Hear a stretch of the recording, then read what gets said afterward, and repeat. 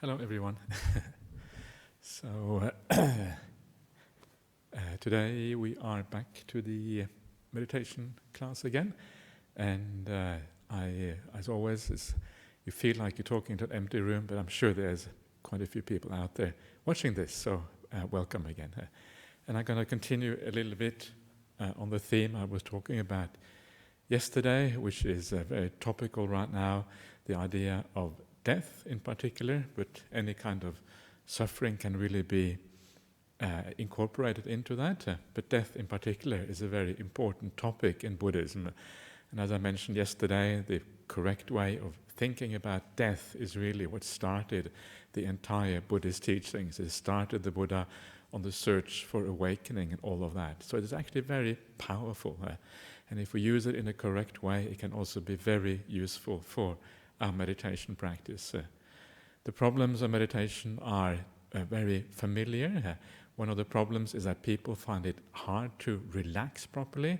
If your mind is very busy, you can easily feel tense while you're meditating, and if you feel tense, it's not going to work out. You're not going to enjoy it, and you're going to give up very quickly. So the question, how do we overcome that tension while at the same time being able to focus on an object?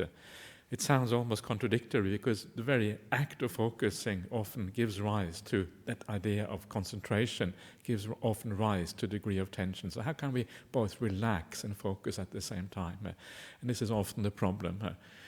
And of course, one of the ways of doing that is to never to go to the meditation object too quickly, to make sure that you are ready, that you are prepared when you do that. So how do we go about that preparation of the mind so we can easily stay with the meditation object? And one of the ways of doing that, which I use myself, is to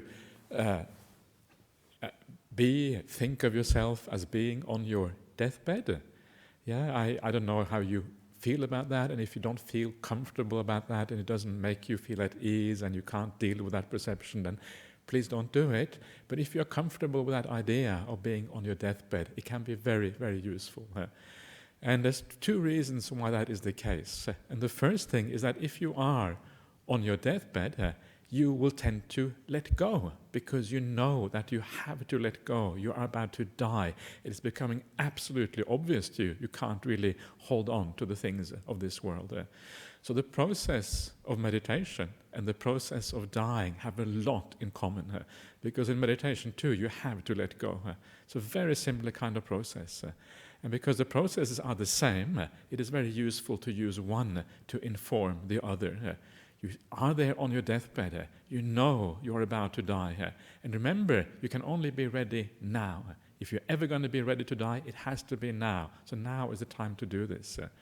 So you're on your deathbed, you imagine, what does it feel like? And you will tend to let go as a consequence just by getting into that right mood and that right frame of mind. That is really what that first part of the thing, of the meditation, death contemplation or death reflection is about, imagining yourself on your deathbed. But the other thing which is also very useful about the death contemplation or imagining yourself on your deathbed is that that is when you also know what it means to really relax. On your deathbed, you're not going to strive very hard to do anything in particular. You're not going to force yourself to be on your breath or anything. You're just naturally going to relax. You're going to be at ease. What is that ease that you have on your deathbed? Well, all you're doing is just waiting. You're waiting for things to come to an end.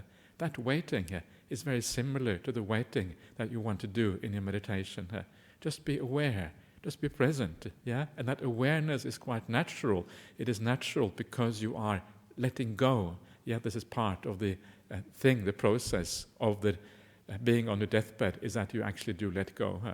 And because of that, these things they work together very powerfully. So again, the idea of when you are on your deathbed means that you will naturally relax, you will naturally be at ease. So imagine yourself what that is like, and then stay with that perception, with that feeling. And then you will have an idea what the right effort is in Buddhism. We always talk about right effort, how to watch the breath, how to do the meditation, and it's a great mystery for most people. It's one of those conundrums, and Ajahn Brahmali has a really hard time explaining what it means to be right effort. But really, it is this idea of no effort, and then we try to have no effort, and then the trying destroys our ability to actually be really relaxed and at ease. Everything becomes a kind of trying. But instead, you're on your deathbed. On your deathbed, you're just waiting, not doing anything at all. That is very similar to the kind of perception you want to cultivate for your meditation practice. So see if you are able to use this. And again, use it only if you feel at ease and comfortable about it, because for some people the idea of death can be very challenging. So don't use it if you find it too hard. But otherwise, bring it into your meditation practice if you can. The thing about death is that it is one of those spiritual, very important spiritual reflections that is found across the board, almost in all spiritual traditions, and in Buddhism it is certainly no exception. So it's very, I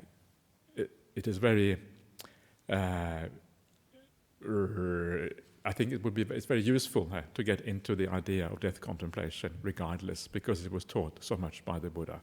So let's give it a try.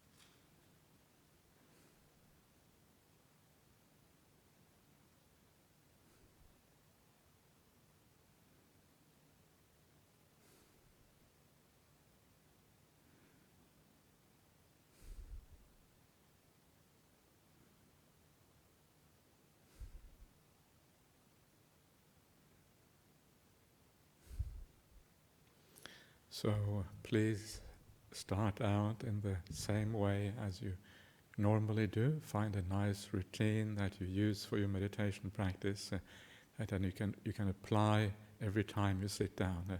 Some routines are good routines, and in meditation, especially in the beginning, there are certain things that tend to work. And just finding that ease of the body, just allowing yourself to relax to a certain degree before you do anything at all, whether it is a death perception, watching the breath, or whatever it is.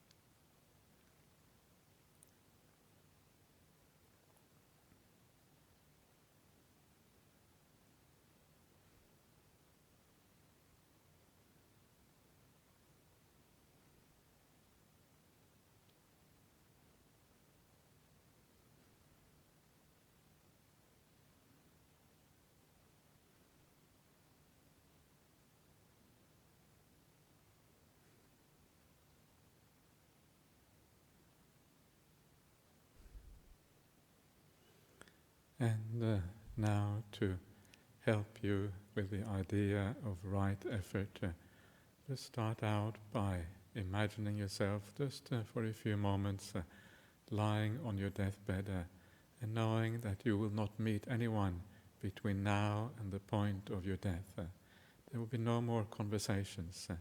Now it is only one process of letting go until your final passing away. And just feel for a few moments, just feel what that feels like.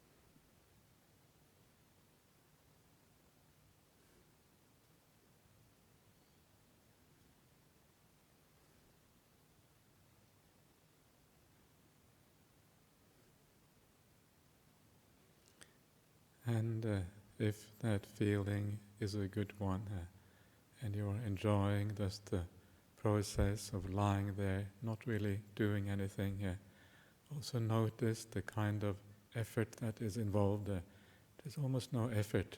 All you're doing is just waiting in a very natural state. This is also the ideal way of doing the meditation practice, allowing yourself to relax in a very natural and easy way. So stay with that perception if you can. Remember that we are, in a real sense, always on our deathbed, because we never know when it's going to happen to us. Now is the time to be ready. So come back to that perception and see how peaceful it can make you.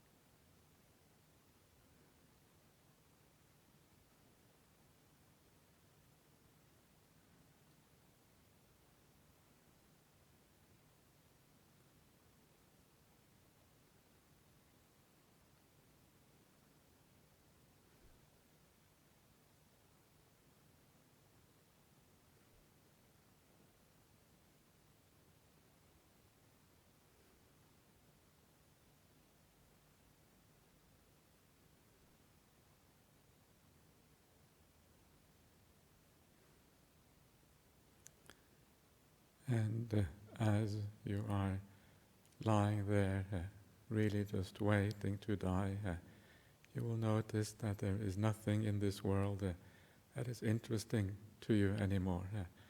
Nothing in this world matters because now you're going to move on and leave everything behind. And just notice these little things of letting go that come as part of this process.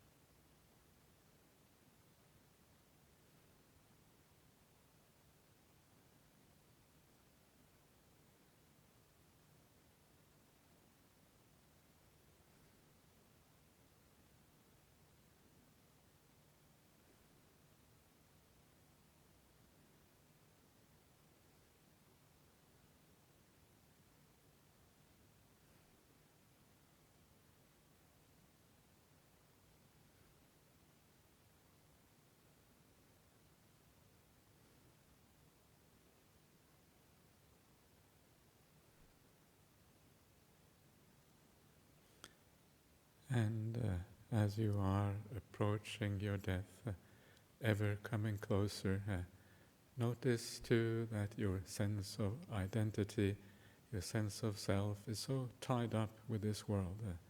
And as you move towards your death, the final point of departure, you realize that so much of your sense of self, of your identity, also has to be left behind. So see what happens when you leave even that behind.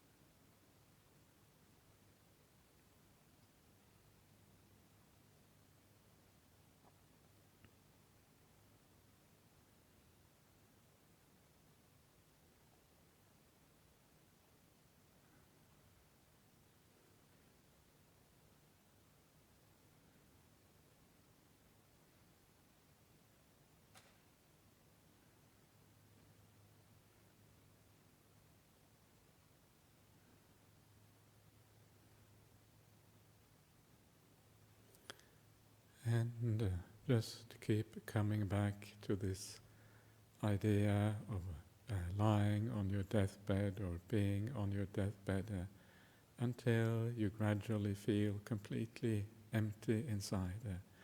And the more empty you feel inside, the better is your possibility for watching the breath. Because if you watch the breath with emptiness, then there will be no controlling, nothing really going on. It will be easy and natural. So use these things, two things in conjunction to get in the right mind frame and then very gently go on to the breath and take it from there.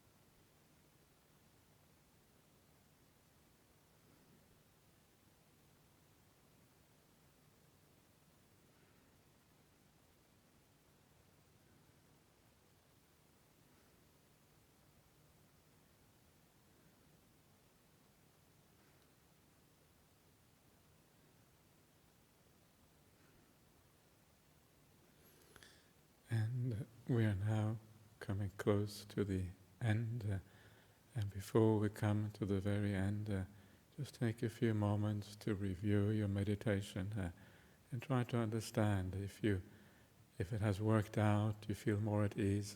Ask yourself why that is the case, and if it hasn't worked out, again ask yourself why as well. Try to understand the way this process actually works.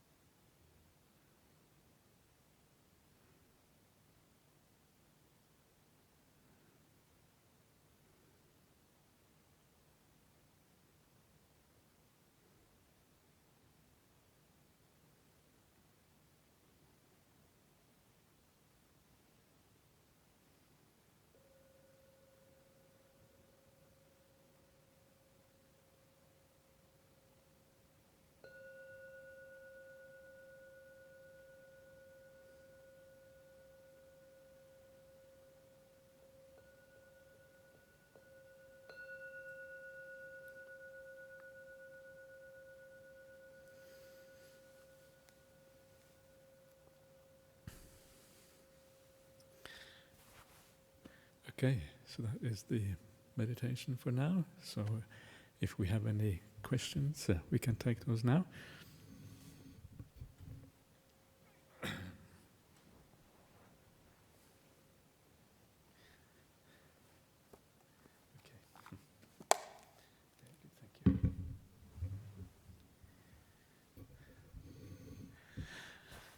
Okay, so we're going to have a look at the questions for today.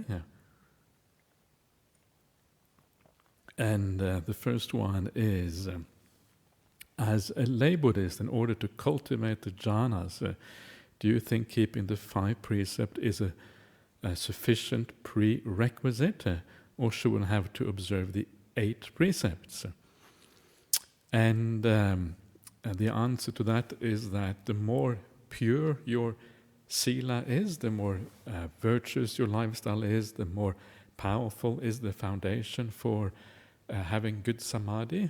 And it is when your sila is absolutely purified that real samadhi, such as the jhanas, become possible.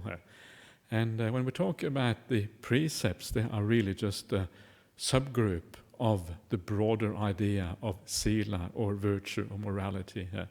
Because virtue also includes the virtue of the mind. So it's not just the 5 precepts are about action and a little bit about speech, but we need to kind of broaden that out to also include all aspects of speech and also how we think about things. And then when we do that, that is when sila becomes really powerful. So you change, you stop, you avoid getting angry and irritated, you avoid being greedy about things, you have a degree of clarity of mind and all of these kind of things. And on top of that, you also do the opposite. You do the good aspects. So you have more kindness, more care, more metta, more compassion. You speak kindly to other people, you act with kindness. All of these things you develop. And the more you develop all of these factors together, that is when virtue becomes very powerful. So this is not so much about the 8 precepts versus the 5 precepts. It is more like the general idea of morality in a very broad sense. The 8 precepts are more about renunciation and renouncing things on top of the virtue.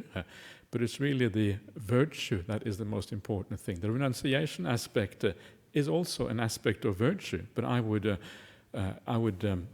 advise you, instead of going for the renunciation part, which can be very hard in lay life, I would instead advise you to purify your virtue in this way I was talking about now. Learning to think in the right way, learning to think in a positive, to speak in a positive way. All of these things are going to be very powerful supports for your meditation. If you can think of your speech as a gift to other people, say the right thing at the right time. How can I make these other people feel happy? How can I create more happiness in other people? How can I say things which are supportive? And then when you come from that kind of attitude, wow, you're creating incredibly powerful karma. And this is the kind of sea life that is going to really support your meditation practice, because you're actually trying to live out the kindness in everything you do. Speech, actions, how you think. This is where it really starts to really work. Yeah? So that is what I would focus on if I were you. And 8 precepts. Do it occasionally, do it when you go on retreats. But I would not normally recommend people to keep that all the time, because sometimes it just leads to. So for some people, it leads to malnourishment. You don't get enough food in the evening because you work so hard. So you have to be careful. Anyway, second question is from Malta. How long does it take for an experienced senior monk to enter jhana on average? How often does it happen? On every meditation, daily, weekly? These things are not really doesn't really work quite like that. It is not the experience. A senior monk, it really depends. What is an experienced senior monk? It depends on your degree of development of the mind. That is going to vary enormously from person to person. So you cannot really say. There are some monks, but they are quite rare who can enter jhanas fairly regularly. But you almost have to be an Arya to be able to do that. It takes us a very, very high degree of development. There are some who maybe do it occasionally, more or less by chance. But it is almost nobody can do it all the time regularly, unless you're an arahant or maybe an anagami, where you have overcome pretty much all the defilements of the mind. These things are extraordinarily profound. It's not something usually you can enter at will. How often does it happen? Well, it really depends, again, on all kinds of factors. How you live your life, how much work you do, whether you are on retreat or not, what the circumstances are. Coronavirus is a very good situation for monks because it becomes very peaceful everywhere. So we should be careful with being too flippant, but sometimes we kind of praise the coronavirus for helping our meditation a little bit. But I don't want to be flippant about it, because a lot of people suffer a lot and it's very harsh. But actually, this is a time when you really appreciate being a monk or a nun, because it actually is very peaceful and very nice at times like this. These things are not really. I think this is the wrong way to think about meditation. How often, how easy it is, and all of that. It is more to think. The way to look at it is your general mental state. Is your general mental state leaning in the right direction? Are you generally more mindful? Are you generally more kind-hearted? Are you generally have less defilements in the mind? And if that is what is happening, and your mind is leaning in the right direction, it will generally be easier to enter samadhi as a consequence. But how often all of this is not, I don't think that is kind of a good way of thinking about it. Okay, next one is a question from India. Even while sitting in the same posture, it feels like the body is tilted to a particular angle, Bhante, usually to the 30 degrees inclined to the left. Okay, so a bit like this, 30 degrees, okay. I'm not sure if that doesn't feel all that comfortable. Anyway, please, can I know why? I don't think there is any answer to that one either. Usually, it's very hard to know whether your body actually is tilted or not. Maybe it is just a perception that you have. Is it really happening? I don't know. If you open your eyes, you probably will know. But it is a lot of it is just perception, and you don't actually know whether this is really happening. I remember Ajahn Brahmali told me the story of there was a lady at one of his retreats, and she came to him and said, when I meditate, I'm always swaying. I'm swaying all over the place. Whoa. Like you're feeling seasick or something after a while. And Ajahn Brahmali said, no, you're not swaying. And she said, yes, I'm swaying when I meditate. Ajahn Brahmali said, no, I've been looking at you, you're not swaying. And she says, yes, I can feel it, I'm absolutely sure I'm swaying. Ajahn Brahmali said, okay, I will get a video camera, I will film you while you're meditating to prove to you that you're not swaying. And then she found, okay, maybe you're right, maybe I'm not swaying. But it feels so real. That's the point. It feels like it really, really is happening. You really feels like you are swaying. But actually, you may not be. And a lot of these things are just perceptions that happen in the mind. And even if it is not a perception, sometimes the body wants to do a certain thing. As long as you are at ease, as long as you are comfortable, as long as it's not painful for you, if you are 30 degrees, if it is okay, stay there. Allow the body to do its things. If you don't allow the body to do its things, then the body will, you won't be able to relax properly because you're trying to control again. Sometimes the body just needs to release some energy or tension or whatever it is, and as you release that, then you will overcome that over time. It will disappear over time. It's just something which happens for a while. Sometimes that while can go on even for a few years, but eventually you will overcome it if you allow things to be. The best way is always to allow things to be and not to try to control them, unless it is something which is very disturbing. If it is like thoughts of anger, or you think you're going to go crazy, or you think you're feeling unstable mentally, whatever, then don't carry on. Then open your eyes, then do something else. Mental stability is absolutely essential. Some people find meditation very difficult and disturbing. Then don't do it. Do something else instead. Strive on the other factors of the path. Okay, the last question is from New Zealand, and the question is jhana necessary to obtain sotapanna? Again, it is one of those questions that is a theoretical question that's being asked a lot, and I don't really think it is, personally I don't think it is a very useful question, to be honest. And the reason why is because very often the reason why this question is asked is because people think that, okay, if it isn't necessary, then I can just skip the jhanas. I can just let it be. That's kind of where it is coming from. Because there are certain meditation systems where they don't do jhana practice, and they also want to be sotapannas. I want to be sotapanna, but I haven't got the jhanas. That kind of idea. So, but it's a wrong question to ask because it comes often from the wrong motivation. So there isn't really any need to ask this question because there is a path to awakening. There's a path to become a stream man, to become a sotapanna. That path is called the Noble Sevenfold. No, wait a minute. Eightfold path. That's right. 8 factors. It has 8 factors, and one of those factors is jhanas. It is samma samadhi.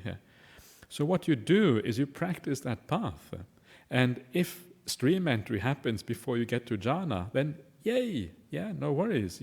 That's wonderful. If stream entry doesn't happen before you get to jhana, don't stop.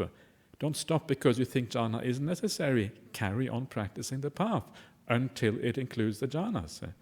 So there's no need to think in this kind of way. Instead, just think, I'm going to practice the path. And somewhere along that path, stream entry will happen, whether before or after you attain jhana, it doesn't really matter. It will happen whenever it happens, when you are ready for it. That is the right way of thinking here. Otherwise, we may end up blocking ourselves from attaining stream entry by rejecting one of the factors of the Noble Eightfold Path. That is not a very useful thing to do. But in general, what I can say is that jhanas and samadhi are going to be incredibly useful for any kind of insight, especially things like stream entry. And to understand why, you have to know some of the things that how the Buddha phrases this in the suttas. He doesn't say absolutely required to have a jhana before sotapanna. There's no such thing in the suttas. But what there is in the suttas, with the Buddha, the standard way the Buddha describes the process of meditation, this is something you see in so many places in the suttas. Is that samadhi is the cause or the condition for yathabhuta jnanadasana. Yathabhuta jnanadasana is seeing things according to reality. And of course, stream entry is precisely one type of seeing according to reality. What is the cause for that? Samadhi. What is samadhi? Well, samadhi is the main the main expression of samadhi in the sutras is the four jhanas. That's what you see. Samma samadhi is the four jhanas. And this particular sequence, going from samadhi to yata bhuta jnanadasana, is a very, very common one in the sutras. It is found across all traditions of Buddhism. It's found everywhere. So it is a very important expression of the Dhamma. And essentially what it is saying is that jhana leads to seeing things according to reality. It is not absolutely ironclad, perhaps. It is not an absolute law, but it is shows the sequence, how it is naturally happen. The natural sequence is jhana first, then stream entry. So why is that the case? And the reason it is the case is because it is easier to attain a jhana than stream entry. Why is it easier? Because you give up less. To enter a jhana, you have to give up a lot. You have to give up your body, the five senses. The will essentially has to go. All you have left with is this tiny, tiny experience, is a jhana experience. But still, you haven't given up everything. Yeah, there's still something you can hold on to. You can take as me afterwards. Anyway, this is me. You haven't given up everything yet.